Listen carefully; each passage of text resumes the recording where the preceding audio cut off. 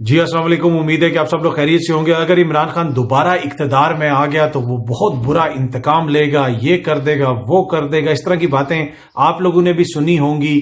کیا اس میں کوئی حقیقت ہے؟ حقائق کیا ہیں؟ کچھ بڑی امپورٹنٹ چیزیں ہیں. کیا عمران خان واقعی انتقام لے گا؟ کس سے لے گا؟ بڑی امپورٹنٹ ڈیٹیلز ہیں, وہ آپ کے ساتھ شیئر کروں گا. پاکستان کے جوہری ہتھیاروں کے حوالے سے کچھ باتیں امریکہ میں ہوئی ہیں, اس پہ بھی تھوڑی گفتگو کریں گے. اور کچھ اور چیزیں ہیں نیب کے حوالے سے اور پی ٹی آئی کے حوالے سے, جو آپریشن وغیرہ ہو رہا ہے اس وقت لاہور اور اسلام آباد میں, کچھ تفصیلات ہیں وہ بھی آپ کے ساتھ شیئر کروں گا. اچھا, سب سے پہلی چیز جو میں آپ کے ساتھ شیئر کرنا چاہتا ہوں وہ ہے جناب نیب کے حوالے سے.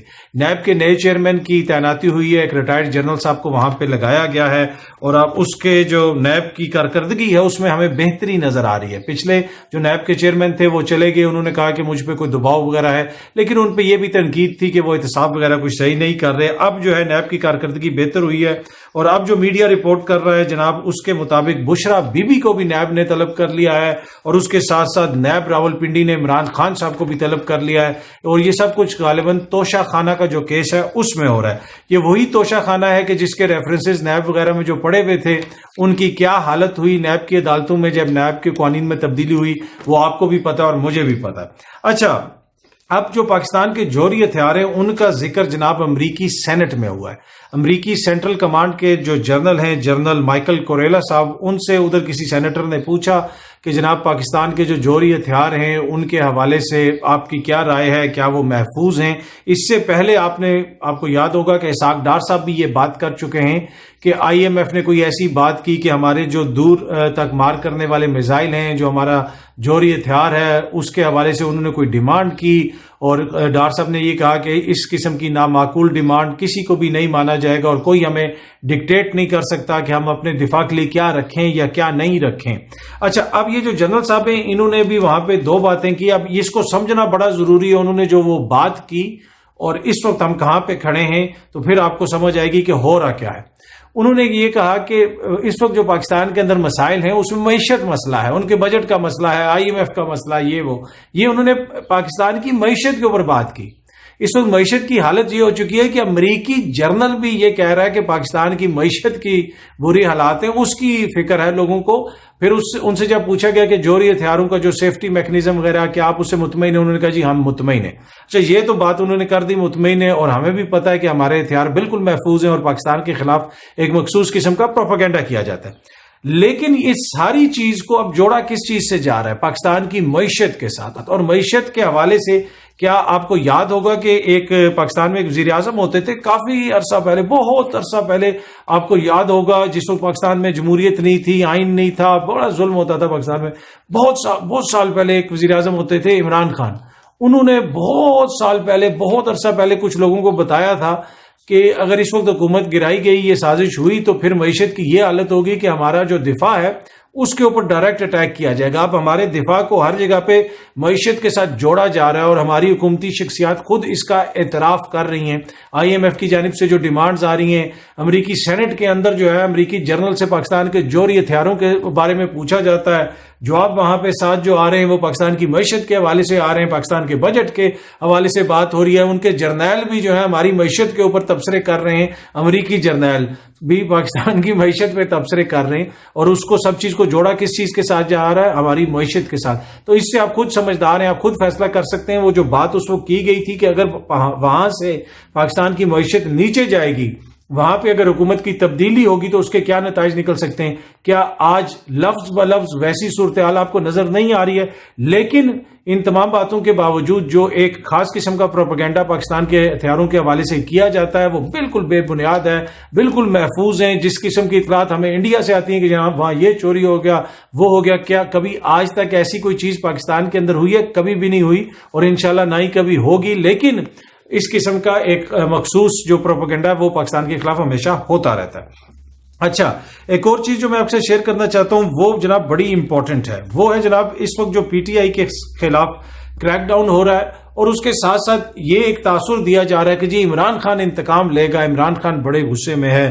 جب وہ آئے گا تو وہ اس کو بھی تبدیل کر دے گا, اس کے پاس 2/3 اکثریت آئی تو وہ بھی کر دے گا. تو کیا عمران خان اب کس سے انتقام لے گا؟ اس لیے کہ عمران خان کے خلاف کارروائیاں تو بہت ہو رہی ہیں, اس کے گھر کا جس طرح گیٹ توڑا گیا, کوئی اس کی مثال ملتی ہے؟ اور پھر آج محسن نقوی صاحب نے یہ کہا کہ جناب بنیادی طور پہ پی ٹی آئی کے لوگ یہ کر رہے ہیں, اور اب میں نے بھی پولیس کو کہا کہ اگر یہ تمہارے ساتھ کوئی ایسی ویسی بات کرنے تو تم ان کے ہاتھ توڑ دو. پولیس ہاتھ نہیں کسی کے توڑتی, پولیس قانون کے مطابق جو ہے قانونی کارروائی کرتی ہے. تو آج تو کھل کے محسن نقوی صاحب نے جو ان کی جو نگراں سیٹ اپ ہے, جو نیوٹرل سیٹ اپ ہے, وہ کھل کے عمران خان صاحب کے خلاف جو کارروائیاں کر رہے ہیں وہ سب کے سامنے, اور اس کے اوپر تنقید ہو رہی ہے. باقی قانون اور آئین سے کوئی ماورا نہیں ہے, چاہے خان صاحب ہوں یا کوئی اور معزز لیڈر ہو, سب کو آئین اور قانون کے مطابق چلنا پڑے گا اور چلنا چاہیے. اگر نہیں چلنے گا کوئی بھی شخص تو پھر پاکستان کے اندر انارکی پھیلے گی. لیکن کس آئین اور قانون کے تحت جو کریک ڈاؤن کیا جا رہا ہے, لوگوں کے گھروں پہ چھاپے مارے جا رہے ہیں؟ کبھی نگران حکومتوں نے بھی ایسے چھاپے مارے ہیں کہ آدھی رات کو لوگوں کے گھروں میں پولیس کو بھیجا جائے؟ کیا یہ رویہ مناسب ہے؟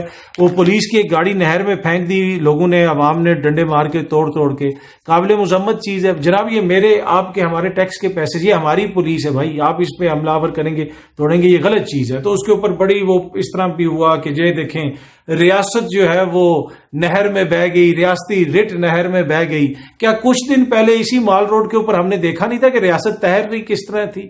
نگران حکومت کے تیرنے کا سٹائل آپ کو نظر نہیں آیا؟ ڈوبنا آپ کو نظر آ گیا؟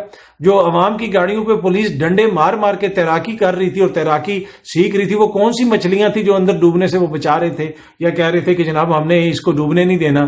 وہ جو جب آپ اس طرح تیریں گے تو پھر اسی طرح ڈوبیں گے. جب آپ عوام کی گاڑیاں اس طرح توڑیں گے تو پھر یہی ہوگا کہ عوام آپ کی گاڑیاں توڑے گی. جب آپ یہ کہیں گے کہ عوام کے ہم ہاتھ توڑیں گے تو پھر آپ یہی سمجھتے ہیں کہ عوام جو ہے وہ قانون کو ہاتھ میں نہیں لے گی.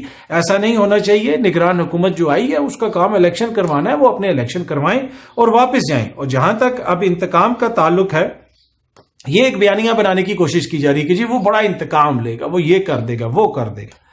عمران, اگر انتقام کوئی لیا جا رہا ہے, اگر کوئی انتقامی کارروائیاں ہو رہی ہیں, وہ تو ابھی ہو رہی ہیں.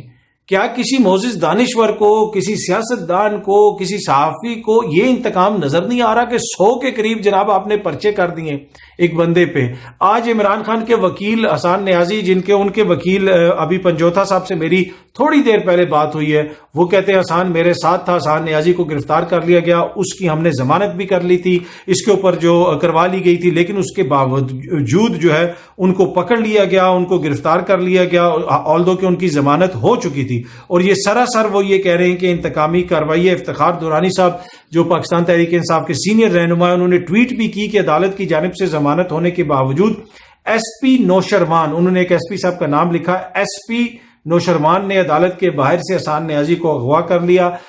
اسلام آباد پولیس اس وقت رانا ثناء اللہ کے اشاروں پر ناچتے ہوئے بے شرمی کی انتہا برپا کر رہی ہے. یہ عدلیہ کی سرعام توہین ہے.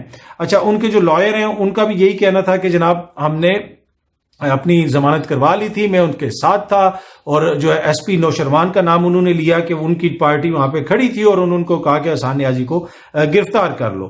اب حسان نیازی صاحب کے اوپر کیا اس کے علاوہ کوئی اور مقدمہ ہے مجھے نہیں پتا اس حوالے سے, لیکن جو پولیس کا موقف ہے, پولیس یہ کہہ رہی ہے جو کارروائیاں ہو رہی ہیں کہ پی ٹی آئی کے مظاہرین کی اشتعال انگیزی, جلاؤ گراؤ, توڑ پھوڑ, پولیس پر حملے, اسلام آباد کیپٹل پولیس مختلف کارروائیوں اور جلاؤ گراؤ کرنے والے 198 ملزمان کو گرفتار کر لیا. مزید گرفتاریوں کے لیے پولیس ٹیمیں چھاپے ماری. تو وہی جو میں نے آپ کو بتایا کہ پولیس ٹیمیں ابھی بھی چھاپے مار رہی ہیں, اور ان کا کیا بیانیہ ہے وہ آپ کے سامنے ہے. اچھا, حسان نیازی کی گرفتاری کے اوپر بھی جو میڈیا پہ چل رہا تھا کہ پولیس یہ کہہ رہی ہے کہ انہوں نے کسی ناکے کے اوپر جو ہے مزاحمت کی ہے یا بدتمیزی کی ہے, بد تہذیبی کی ہے, اس وجہ سے ان کو گرفتار کیا گیا. تو ابھی جس وقت میں یہ ویڈیو بنا رہا ہوں مزید تفصیلات سامنے نہیں آئی.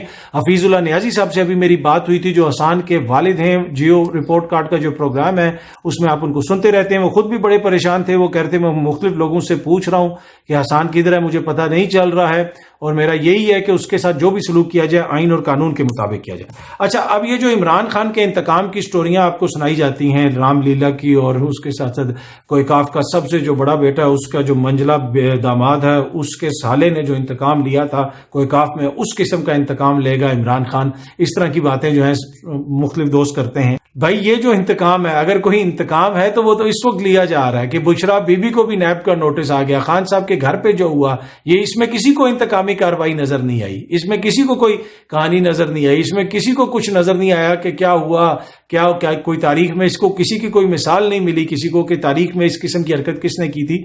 لیکن انتقام جو ہو رہا ہے وہ آپ کو سامنے نظر آ رہا ہے. برہنہ ہو کے اس وقت انتقام میرے خیال میں پاکستان کی مختلف جگہوں پہ آپ کو گھومتا پھرتا نظر آئے گا. کیا ایسی انتقامی کارروائیاں آپ نے کبھی پہلے دیکھی؟ اتنے مقدمے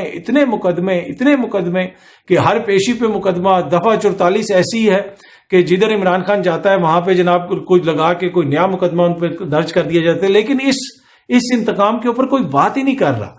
جو ملک کے اندر ہو رہا ہے اس انتقام کے اوپر کوئی بات نہیں کر رہا. لیکن کہا یہ جا رہا ہے کہ جی جب وہ آئے گا تو وہ بڑا انتقام لے گا.